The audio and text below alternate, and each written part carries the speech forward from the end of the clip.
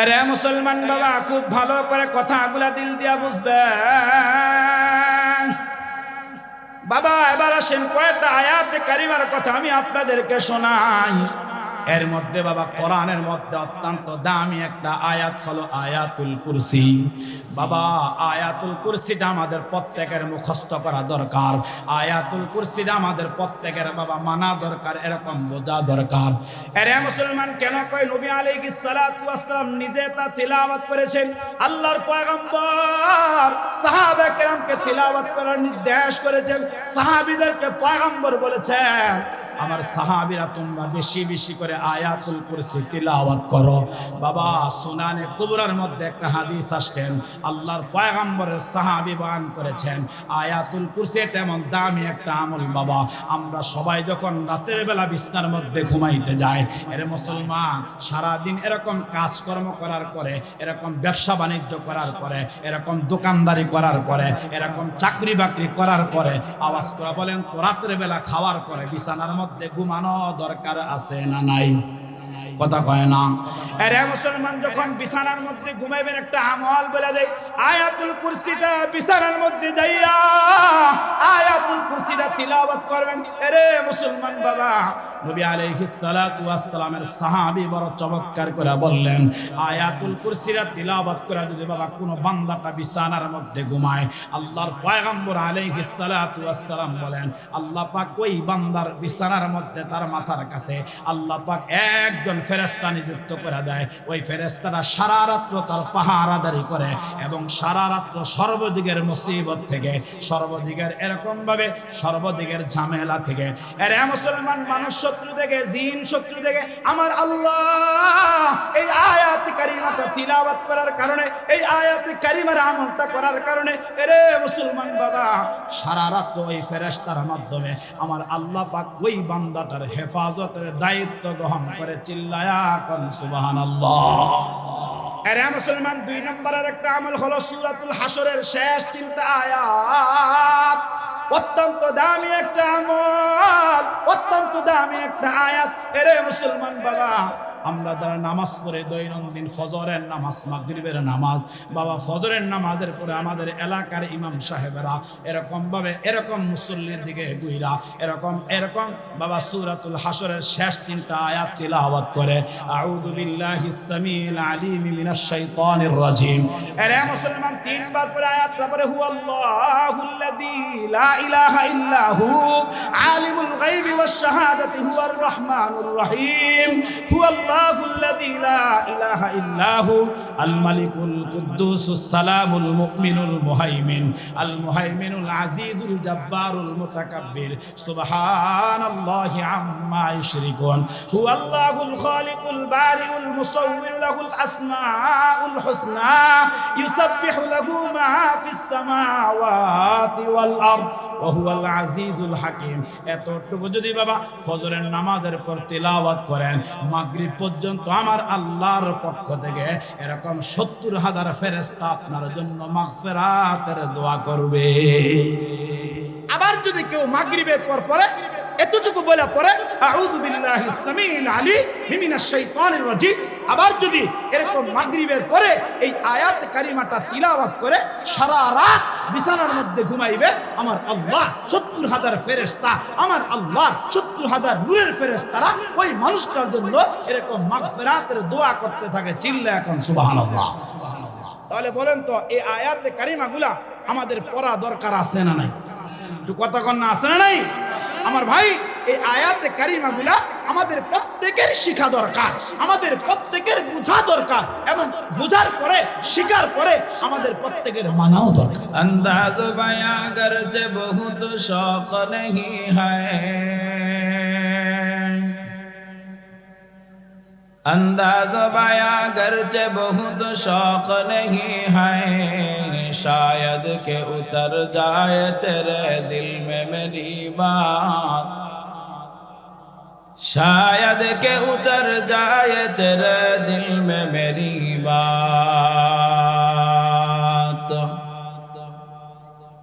मोमिन जो फिदा नक्श कफे फाए नबी हो,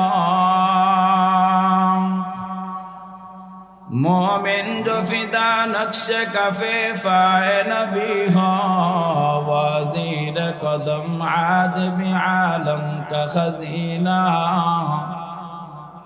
वज़ीर कदम आज भी आलम का खजीना मेराज की हमारा नबी सबअ समावात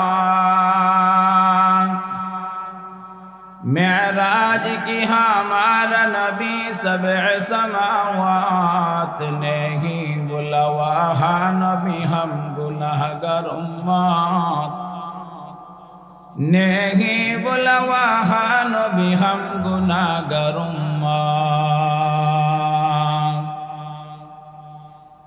ऐ मीम में महबूब या मतलब का इशारा ऐ मीम में महबूब या मतलब का इशारा फिर क्यों न हो महबूब खुदा नाम मोहम्मद फिर क्यों न हो महबूब खुदा नाम मोहम्मद सुब्हानक ला इल्म लना इल्ला मा अल्लमतना इन्नका अंतल अलीमुल हकीम। अल्हम्दुलिल्लाह ঐতিহ্যবাহী রূপালী আবাসিক এলাকায় অবস্থিত ঐতিহ্যবাহী নুরুল কোরআন হাফিজিয়া মাদ্রাসা এর উদ্যোগে আয়োজিত আজকের ঐতিহাসিক একদিন ব্যাপী ওয়াজ ও দোয়ার মাহফিলের আমার অত্যন্ত সম্মানিত ও শ্রদ্ধাভাজন সুযোগ্য সভাপতি জনাব আলহাজ মোহাম্মদ শাহেনশাহ আহমদ সাহেব, আজকের মাহফিলের প্রধান অতিথি, বিশেষ অতিথিবৃন্দ, বিশেষ করে আজকের মাহফিলে উপস্থিত এ জাতির শ্রেষ্ঠ সন্তান, এ জাতির কর্ণধার, এ জাতির রাহবার ওয়ারাসাতুল আম্বিয়া হযরত বুজুর্গ উলামায়ে কেরাম, আমার সামনে অবস্থানরত এই অঞ্চল থেকে আগত, আশপাশ বিভিন্ন অঞ্চল থেকে আগত আল্লাহ পাকের আশিকিন, জাকিরিন, শাকিরিন, মুহিব্বিন, মুরব্বিয়ানে ইজম,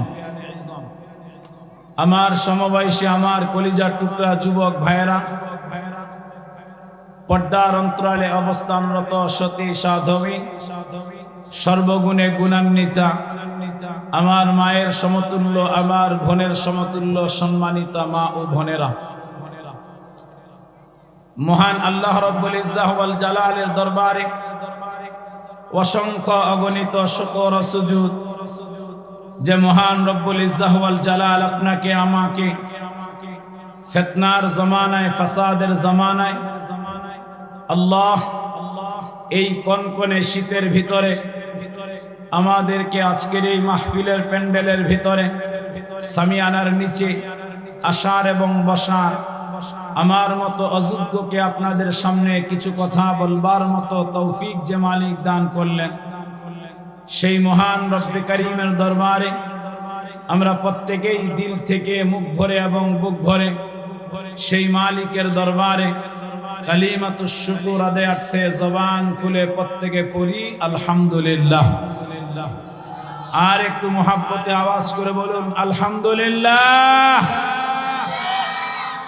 লক্ষ কোটি দরুদ ও সালাম আল্লাহর সৃষ্টির প্রধান আকর্ষণ, বিশ্ব সভার সভাপতি, বিশ্ব মানবতার মুক্তির দিশারি, সাইয়্যিদুল মুরসালিন, ইমামুল মুরসালিন, রাহমাতাল লিল আলামিন, খাতামান নবিয়্যিন, নবী মুহাম্মদুর রাসূলুল্লাহ সাল্লাল্লাহু আলাইহি ওয়া আলিহি ওয়াসাল্লামের উপর সম্মানিত উপস্থিতি, আমি লম্বা চূড়া কোনো ভূমিকা দিব না, আর লম্বা চূড়া ভূমিকা দেওয়ার মতো অভ্যাস এবং সময় কোনোটাই আমার হাতের মধ্যে নাই। এই জন্য একেবারে ভূমিকা ছাড়া আমি আপনাদের সামনে জ্ঞান বিজ্ঞান ধর্ষণ সাহিত্যের অমর রত্ন ভাণ্ডার পবিত্র মহাগ্রন্থ আল কোরআনুল কারীমের 3 নম্বর পারায় অবস্থিত সূরার নাম সূরাতুল বাকারা। এই সূরাতুল বাকারার 255 নম্বর আয়াতে কারিমা তিলাওয়াত করেছি। আল্লাহর হাবিব জনাবে মুহাম্মদুর রাসূলুল্লাহ সাল্লাল্লাহু আলাইহি ওয়া আলিহি ওয়াসাল্লামের অসংখ্য অগণিত হাদিস থেকে ছোট্ট একটি হাদিসে মুবারাকা তিলাওয়াত করেছি।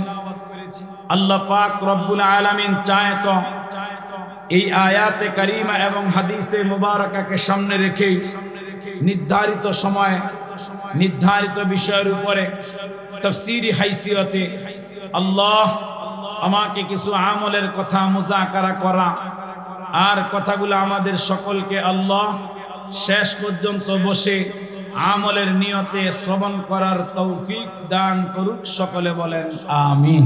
আসলে আমাদের প্রত্যেকের পক্ষে পুরা কমপ্লিট কোরআনটা মুখস্থ করা সম্ভব নয়, তবে কোরআনুল কারীমের মধ্যে এমন কিছু আয়াতে কারিমা আছে, কোরআনুল কারীমের মধ্যে এমন কিছু সূরা আছে যেই আয়াতে কারিমাগুলা এবং যেই সূরাগুলা আমরা প্রত্যেকেই চাই মুখস্থ করতে এবং আমাদের প্রত্যেকেই আমরা চাই এগুলা মুখস্থ রাখতে।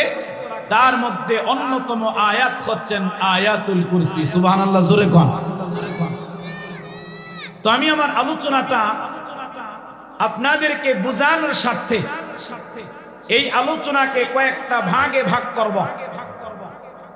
1 নম্বরে আমরা আলোচনা করব এই আয়াতুল কুরসি নামের আয়াতে কারিমা কেন কোরআনুল কারীমের মধ্যে সবচাইতে বরকতপূর্ণ আয়াত।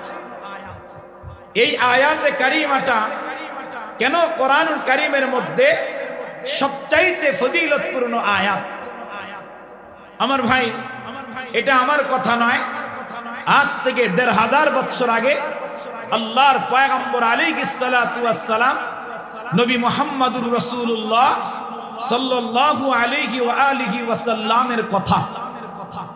আল্লাহর পয়গম্বর আলাইহিস সালাতু ওয়াস সালামের একান্ত নৈকট্য ধন্য ও স্নেহভাজন সাহাবী হযরত উবাই ইবনে কাব রাদিয়াল্লাহু তাআলা আনহু, যিনি রাসূলুল্লাহর হাজার হাজার সাহাবায়ে কেরামের মধ্যে যার পবিত্র মহাগ্রন্থ আল কোরআনুল কারীম তিলাওয়াতের দক্ষতা, যার কোরআনুল কারীম তিলাওয়াতের সবচাইতে বেশি দক্ষতা, অবর্ণনীয় তিলাওয়াত, আকর্ষণীয় তিলাওয়াতটা যার ছিল, আমার ভাই তার নাম হযরত উবাই ইবনে কাব রাদিয়াল্লাহু তাআলা আনহু।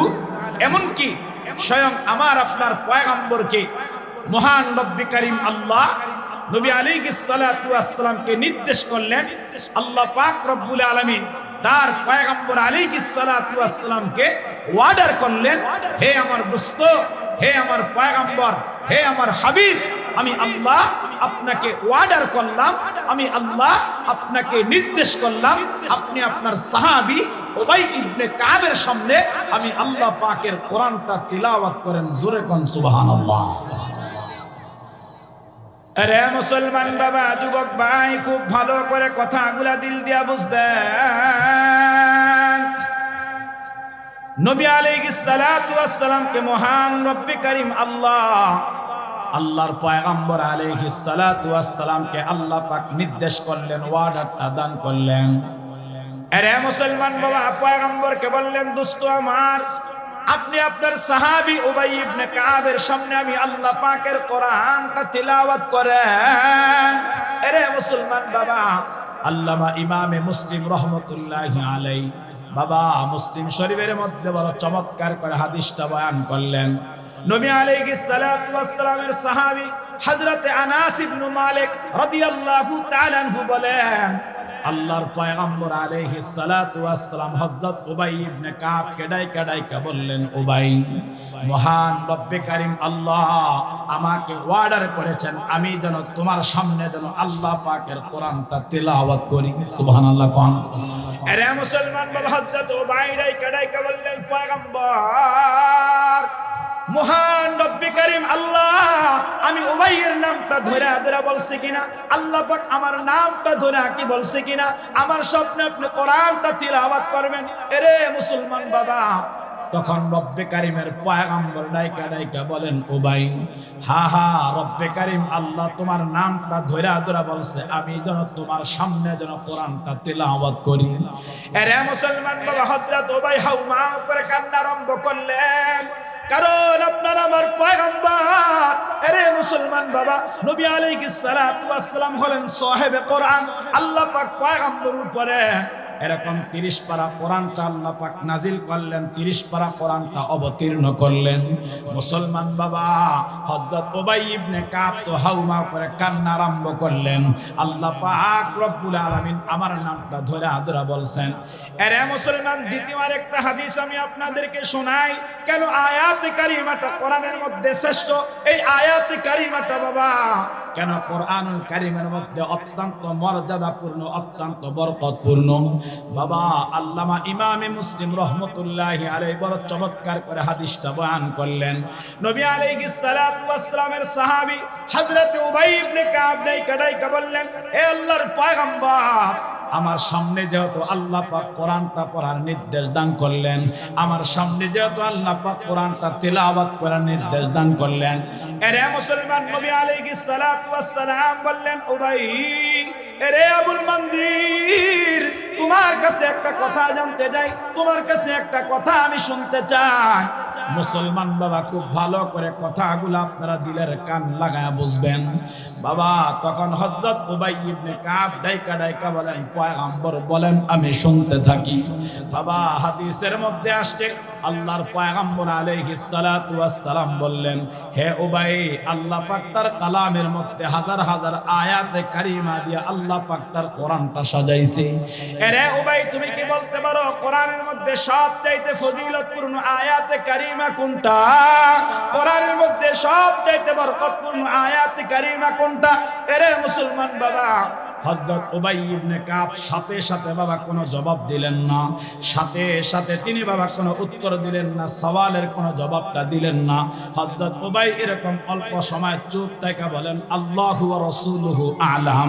ওগো আল্লাহর পয়গম্বর, কোরআনের মধ্যে সবচাইতে ফজিলতপূর্ণ আয়াতে কারিমা কোনটা, সবচাইতে বরকতপূর্ণ আয়াতে কারিমা কোনটা, এইটা একমাত্র আল্লাহ এবং আপনি নবী সবচাইতে ভালো জানেন। চিল্লায়া কোন সুবহানাল্লাহ। নবী আলাইহিস সালাম জিজ্ঞাসা করলেন, ও ভাই, কোরআনকে তো আল্লাহ পাক রব্বুল আলামিন হাজার হাজার আয়াতে কারিমা দিয়ে সাজাইছে, আমি তোমার কাছে জানতে চাই এই হাজার হাজার আয়াতের মধ্যে সবচাইতে ফজিলতপূর্ণ, সবচাইতে বরকতপূর্ণ আয়াত কোনটা? হযরত উবাই বলেন, নবী গো, আল্লাহ এবং আপনি ভালো জানেন। দ্বিতীয়বার আবার পয়গম্বর প্রশ্ন করলেন, উবাই দ্বিতীয়বার একই কথা বললেন। তৃতীয়বার নবী আলাইহিস সালাতু ওয়াস সালাম আবার প্রশ্ন করলেন, হে উবাই, আমার আল্লাহ তোমাকেও তো কোরআনের অনেক জ্ঞান দান করেছে, কোরআনের অনেক ইলম দান করেছে। হে উবাই, তুমি কি বলতে পারো না? তোমার কি জানা নাই? তোমার কি বুঝে আসে নাই? উবাই বলো না, কোরআনের মধ্যে বরকতের দিক দিয়া, ফজিলতের দিক থেকে সবচাইতে বরকতপূর্ণ আয়াতে কারিমা কোনটা, ফজিলতপূর্ণ আয়াতে কারিমা কোনটা? আমার ভাই খুব ভালো করে কথা বুঝবেন। এতটুকু বলার সঙ্গে সঙ্গে নবী আলাইহিস সালাতু ওয়াস সালাম বললেন, হে আল্লাহর পয়গম্বরকে হযরত উবাই ইবনে কাব বললেন, ওগো আল্লাহর পয়গম্বর, আমি জানি, তবে আমার দৃষ্টিকোণ থেকে আমার কাছে যেটা আসছে, হযরত উবাই দ্বিতীয় কোনো কথা না বইলা তিনি তিলাওয়াত আরম্ভ করলেন, আল্লাহু লা ইলাহা ইল্লা হুয়াল হাইয়ুল কাইয়ুম। এতটুকু তিলাওয়াত করছে, নবী আলাইহিস সালাতু ওয়াস সালাম হযরত উবাইয়ের সিনার মধ্যে হাত রাখছে। চিল্লা এখন সুবহানাল্লাহ। আরে মুসলমান বাবা, যুবক ভাই, খুব ভালো করে কথাগুলা দিল দিয়া বুঝবেন। নবী আলাইহিস সালাতু ওয়াস সালাম সাথে সাথে বাবা তার সিনাটার মধ্যে হাত রাখলেন। আল্লাহর পয়গম্বর আলাইহিস সালাতু ওয়াস সালাম তার সিনাটার মধ্যে হাত রাখা বললেন, উবাই, আমি তোমার ইলম আর তোমার জ্ঞান দেখে আমি আল্লাহ পাকের কৃতজ্ঞতা প্রকাশ করতেছি। ও ভাই, শোনা শোনা, তুমি যে আয়াতে কারিমাটা তিলাওয়াত করলা, তুমি যে আয়াতে কারিমাটা তিলাওয়াত করে আমাকে শোনাইলা, হে উবাই ইবনে কাব শোনো, আমি পয়গম্বর জানায়া দিলাম আল্লাহ পাক রব্বুল আলামিনের এরকম পবিত্র কালামের মধ্যে সবচাইতে বরকতপূর্ণ আয়াতে কারিমা, সবচাইতে ফজিলতপূর্ণ আয়াতে কারিমা হলো এইটা।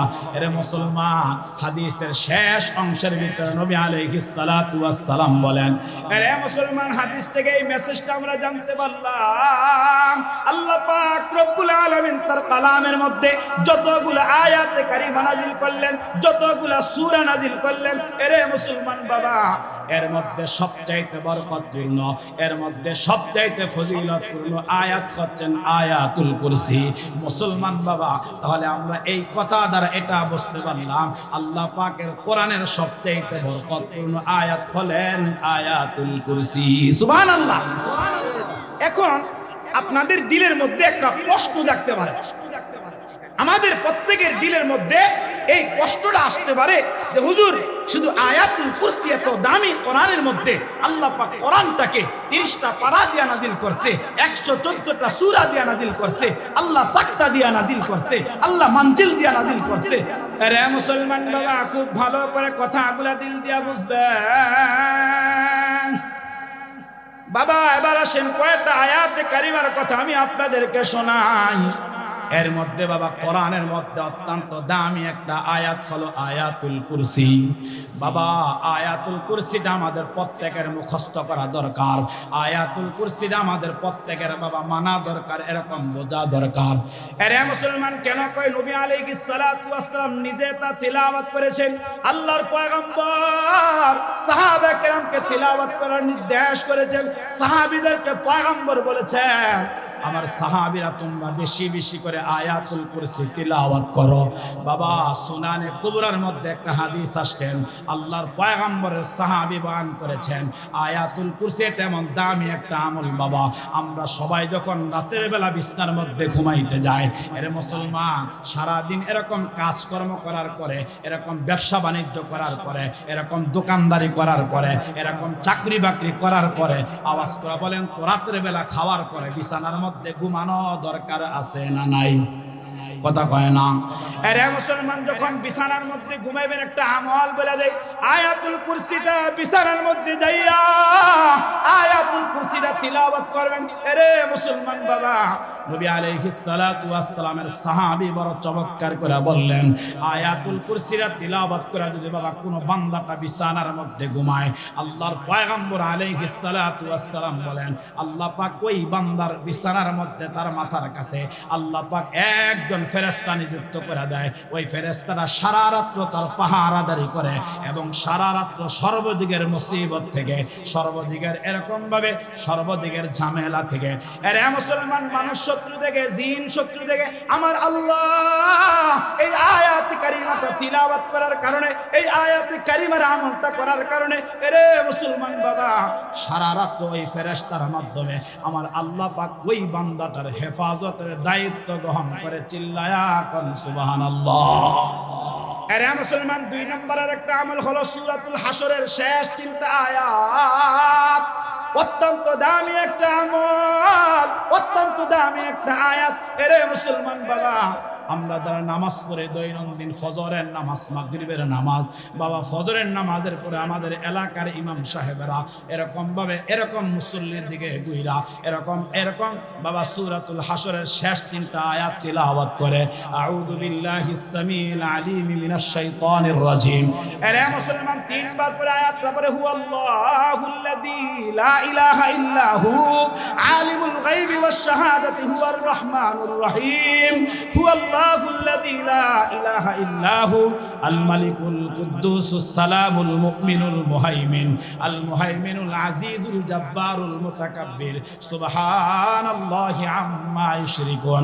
হুয়াল্লাহুল খালিকুল বারিউল মুসাউবিরু লাহুল আসমাউল হুসনা ইউসাব্বিহু লাহু মা ফিস সামাওয়াতি ওয়াল আরদ ওয়া হুয়াল আজিজুল হাকীম।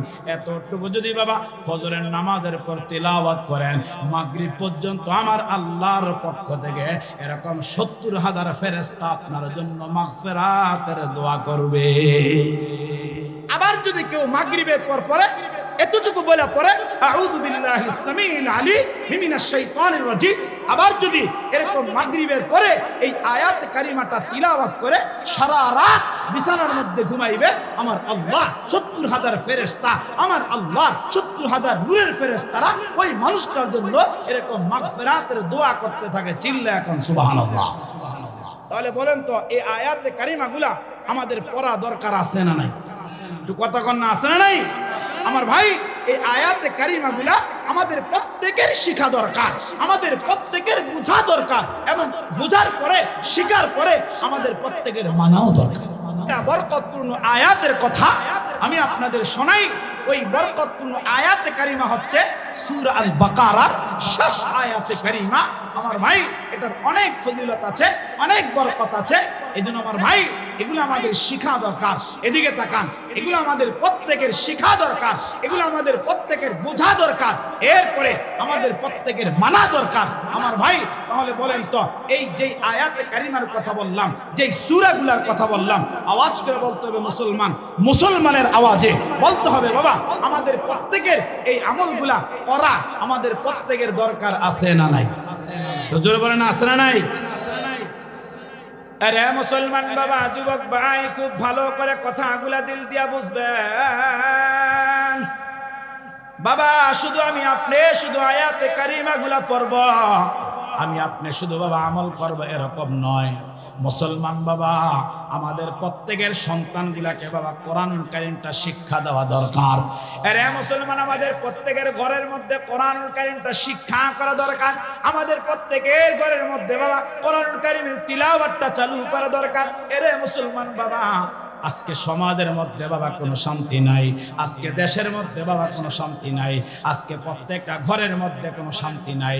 বাবা এখন অনেকে আপনারা আমাদের কাছে দোয়া চান, আমাদেরকে অনেক মানুষ তো হুজুর দোয়া করেন, সন্তানটা আমার কথা শোনে না, হুজুর আমার ছেলেটা আমার কথা মানে না, আমার মেয়েটা আমার কথা শোনে না, আমার বিবিটা আমার কমান মতো চলে না।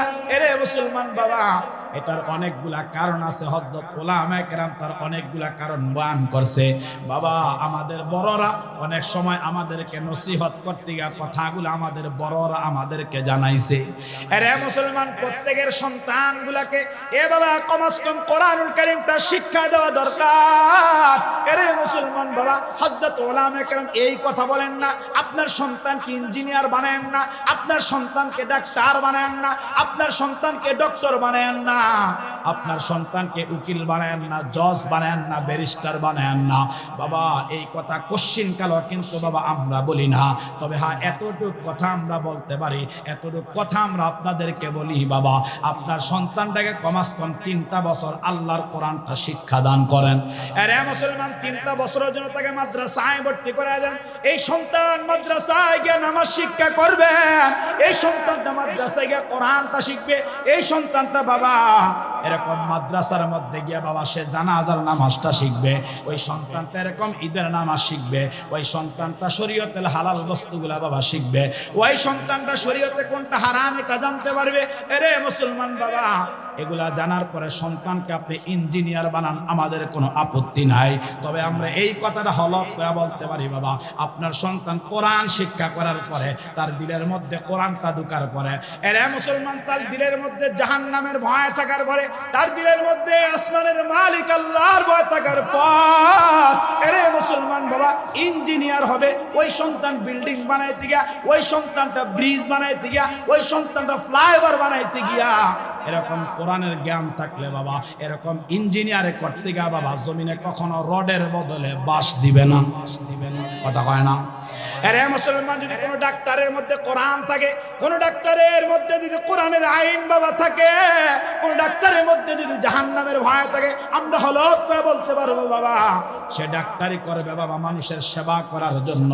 ওই ডাক্তার বাবা কখনো এরকম সেবার নামে ডাক্তার কখনো কসাই জমিনে হবে না, কখনো হবে না। এই জন্য এত সুন্দর একটা পরিবেশে, মনোরম পরিবেশে আপনাদের আবাসিক এলাকায় এরকম ভাবে অবস্থিত হয়েছে নুরুল কোরআন মাদ্রাসা। আমার ভাই, আমার একটা আরজি, একটা আবদার থাকবো। এই কত মা বাবা আজ ঘরের মধ্যে নির্যাতিত, কত মা বাবা আজকে তার সন্তানের কাছে অবহেলিত, কত মা বাবা আজকে তার সন্তানের কাছে কোনো দাম পায় না। সন্তান মা বাবাকে খাবার দেয় না, তার মায়ের কাপড় চিরা গেছে, চিরা কাপড় পরা থাকে, আর মাকে একটা ভালো পোশাকও দেয় না, বাবাকে একটা ভালো কাপড় কিনা দেয় না। আমার ভাই, এর কারণ হচ্ছে আপনার সন্তানকে আপনি দিন শিখান নাই। আপনার সন্তানকে আপনি রব চিনান নাই, মালিক চিনান নাই। সব চিনাইছেন, দুনিয়ার সব বুঝাইছেন, টাকা চিনাইছেন, বাড়ি চিনাইছেন, গাড়ি চিনাইছেন, ব্যবসা চিনাইছেন, চাকরি চিনাইছেন, সব চিনাইছেন, কিন্তু তাকে মালিক চিনান নাই, তাকে রব চিনান নাই, রবের আইন চিনান নাই, রবের হুকুম বুঝান। এই জন্য ভাই, যেন কোনো মা বাবা নির্যাতিত না হয়, অপমানিত না হয়, সন্তানের কাছে অবহেলার পাত্র না হয়। এই জন্য আপনার সন্তানকে দিন শিখান, সন্তানকে কোরআন শিখান। ঠকবেন না ভাই। বৃদ্ধাশ্রমে গিয়া দেখেন কোন হুজুরের মা নাই, বৃদ্ধাশ্রমে গিয়া দেখেন কোন আলেমের বাবা নাই। আমার ভাই, এটা আমরা গর্ব করে বলতে পারি, মাদ্রাসায় অল্প পড়ুয়া কোন একটা ছাত্র তার মা বাবাকে আজ পর্যন্ত এরকম বৃদ্ধাশ্রম নামের ওই জেলখানার মধ্যে বন্দী করে নাই, করে নাই। এই জন্য আপনাদের কাছে উদারত আহ্বান থাকবে যে আপনাদের সন্তানগুলাকে আপনারা কোরআন শিখান। এই মাদ্রাসায় দিয়া কমাস কম 2-3টা বছর পড়া আপনার সন্তানকে আপনি স্কুলে পড়ান, কলেজে পড়ান, ভার্সিটি পড়ান, ডাক্তার বানান, ইঞ্জিনিয়ার বানান। আমাদের কোনো আপত্তি নাই, আমরা এটার ভিতরে কোনো আপত্তি করি না। তবে তার মূল ফাউন্ডেশন, তার মূল ভিত্তিটা আপনি ঠিক করেন। সে যেটাই হয়, সে কখনো এরকম ভাবে বেইনসাফি কোনো কাজ এই জমিনের মধ্যে থাকা অবস্থায় কখনো করবে না। রাজি আছেন না ইনশাআল্লাহ? আমার ভাই, সময় অনেক কম, এই জন্য ভাই চলে আসছে, আমি আর কথা বলছি না। আজ এতটুকু কথাই বললাম। আপনাদের কাছে উদাত্ত আহ্বান, আপনাদের কাছে আমার উদাত্ত আহ্বান হলো, আমার ভাই, আমরা সবাই কোরআন শিকার মেহনত করি, আমরা সবাই কোরআন শিকার মেহনত করি, আমরা সবাই দিন বুঝার, দিন মানার মেহনত করি। আল্লাহ আমাদের সবাইকে কোরআন শিখে দিন বুঝে এরপরে আমরা দুনিয়ার জিন্দেগিটা সফল করা, আখিরাতের জিন্দেগি সফল করার জন্য সবাই আমরা চেষ্টা করি। আল্লাহ আমাদেরকে সেই তৌফিক দান করুক। চিল্লা এখন আমিন।